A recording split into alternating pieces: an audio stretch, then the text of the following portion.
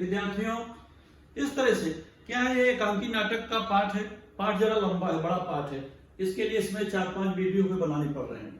अगर एक ही बार में मैं बहुत बड़ा वीडियो बना दूंगा तो आप लोगों को अड़चन होगी और वो जल्दी से अपलोड भी नहीं होता। यहाँ पर अगला एक आप प्रश्न देख रहे हो, टिप्पणियां लिखो।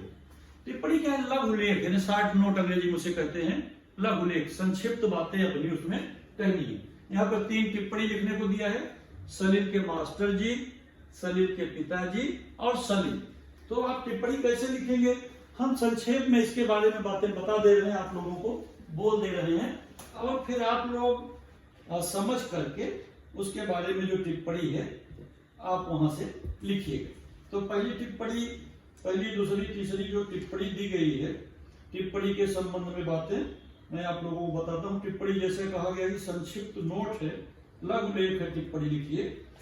तो इसमें क्या क्या बातें आपको लिखनी है। पहली टिप्पणी है सलील के मास्टर जी, मास्टर जी के बारे में पहले टिप्पणी आपको लिखनी है। फिर दूसरी टिप्पणी है सलील के पिताजी, तो सलील के पिताजी के बारे में लिखनी है। यहाँ पर पहले देखिए मास्टर जी, संक्षेप में मैं थोड़ी सी बातें बताता हूँ। सलील के 2 अध्यापकों का वर्णन एक प्रस्तुत एकांकी में किया गया है। एक सलील के अध्यापक श्री रामनाथ जी हैं और दूसरे चंद्रशेखर जी हैं।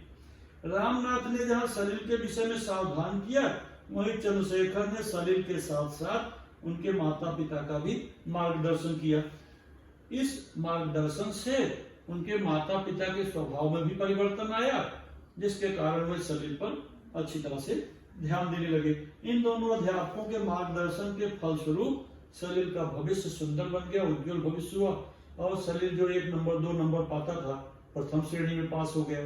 तो ये सलील के मास्टर जी का प्रभाव। दूसरा यहाँ प्रश्न है सलील के पिताजी। सलील के पिताजी का नाम राम किशोर है। एकांकी में आप लोग जैसे पढ़ रहे हो, अपने इकलौते बेटे के भविष्य को लेकर चिंतित है। सलील के कक्षा अध्यापक, उसके शिक्षक के सहयोग से राम किशोर ने अपने बेटे का भविष्य संवारा। राम किशोर सलील के जो पिताजी हैं, सलील को लेकर अक्सर चिंतित रहते हैं। कोई स्कूल से लेटर आ जाता है, उसका रिजल्ट देखते हैं, मार्क कम रहते हैं अंक, तो इससे उनकी चिंता बढ़ जाती है कि एक ही लड़का है, इसका भी भविष्य बर्बाद हो रहा है। इस तरह से सलील के पिताजी की चर्चा की गई। तीसरा प्रश्न है सलील। सलील मुख्य विद्यार्थी है, इस एकांकी का मुख्य पात्र है, जिसे मानसिक रोगी या मन का रोगी के रूप में दर्शाया गया है। 6वीं कक्षा में पढ़ने वाला है। सलील को कहानी सुनने, नाटक देखने का शौक है। मन लगाकर पढ़ाई नहीं करता, अपने माता पिता की डांट फटकार सुन लेता है, चुप रहता है। राम किशोर तथा उसके अध्यापकों ने सलील पर ध्यान दिया तो सलील धीरे धीरे सुधरने लगा, उसके परीक्षा में अंक अच्छे आने लगे। इस तरह से यहाँ पर टिप्पणी के प्रश्न है। अब इसके बाद आगे और थोड़ा सा भाषा बिंदु का प्रश्न है। विद्यार्थियों देखो यहाँ पर कुछ दिए गए हैं, लिंग परिवर्तन करके वाक्य बनाना है आपको। लिंग परिवर्तन करिए। मैं आप लोगों को व्याकरण संबंधी बहुत सा वीडियो पहले दे चुका हूं, उसमें से, किंतु वहां लिंग संबंधी वीडियो नहीं है। तो यहां पर देखिए लिंग 2 है, पुल्लिंग और स्त्रीलिंग। हिंदी में लिंग 2 है, पुल्लिंग, स्त्रीलिंग। संस्कृत में 3 लिंग है विद्यार्थियों, पुल्लिंग, स्त्रीलिंग और नपुंसक लिंग। इसी तरह अंग्रेजी में जेंडर है 4। अब आप लोग अंग्रेजी के क्लास में पढ़ोगे, जब जेंडर पढ़ोगे, जेंडर है लिंग, तो हिंदी में पुल्लिंग स्त्रीलिंग, संस्कृत में पुल्लिंग स्त्रीलिंग नपुंसक लिंग, और अंग्रेजी में masculine gender, feminine gender, common gender और न्यूट्रल जेंडर। यानी वहां पर एक उभय लिंग का भी चर्चा किया गया है। यहाँ पर आपको लिंग बदलना है। देखें, मामी जी का मामा जी, कक्षाध्यापक, कक्षाध्यापिका, भाई बहन, बहन का भाई, आदमी औरत, पुत्री पुत्र, लेखक लेखिका, कवि कवित्री। इस तरह से आपको 8 बॉक्स दिए गए हैं, तो ये 8 नाम आपको वहां पर लिख देने हैं। फिर अगला प्रश्न है संधि का प्रश्न। देखो, संधि पढ़ो समझो, 2 ध्वनियों का मेल संधि है।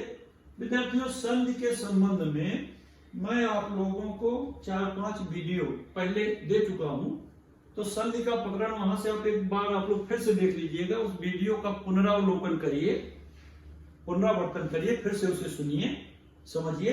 यहाँ पर मैं संक्षेप में थोड़ी सी बातें बता भी दे रहा हूँ, किंतु वहां पर संधि का पूरा विस्तृत वर्णन मैंने किया है। देखिए यहाँ पर कुछ शब्द दिए गए हैं। उपरिधनुक्त, उपरोक्त संधि बनी ईधनु, महाधनुत्सव महोत्सव, वन धनौषधि वनौषधि, सुधनच स्वच्छ, नवधनिक नाभिक। इस तरह से संधि दी गई। इन उदाहरणों में दो स्वरों के मेल से जो परिवर्तन हुआ है ये सब स्वर संधियां हैं। आगे व्यंजन संधि है। संधि के तीन भेद हैं विद्यार्थियों, स्वर संधि, व्यंजन संधि और विसर्ग संधि। तो जब दो स्वरों का मेल होता है तो स्वर संधि बनती है, स्वरों का स्वरों से अथवा व्यंजन से मेल होता है तो व्यंजन संधि बनती है। यहाँ पर व्यंजन संधि के कुछ उदाहरण दिए गए हैं, संक्षेप में देखें आप। वाक्य दिया गया है, उससे संबंधित प्रश्न दिए गए हैं।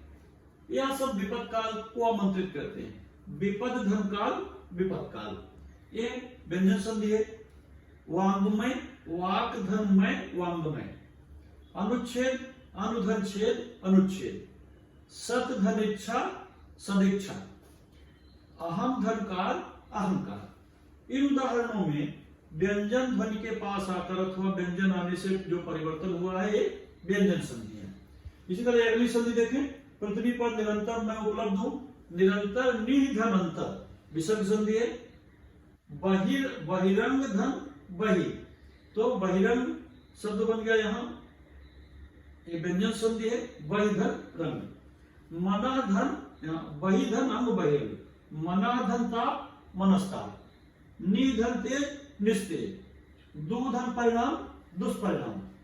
इन शब्दों में विसर्ग के स्वर या व्यंजन से मिलने पर संधि हुई है, अतः ये सब विसर्ग संधियां हैं। तो प्यारे बच्चों, इस तरह से आपका यह एकांकी नाटक का 5वां पाठ मन का रोगी पूर्ण हुआ। व्याकरण के संबंध में जो प्रश्न यहाँ पर है मैंने आपको बता दिया, और संधि का स्पेशली मैं आप लोगों को एक बार फिर से सुझाव देता हूं। संधि का मैं पीछे आप लोगों को 4-5 वीडियो पहले भेज चुका हूं, एक बार उसको फिर से सुनिए, उसका पुनरावलोकन करिए, तो आपको संधि का प्रकरण और अच्छी तरह से समझ में आएगा। धन्यवाद विद्यार्थियों।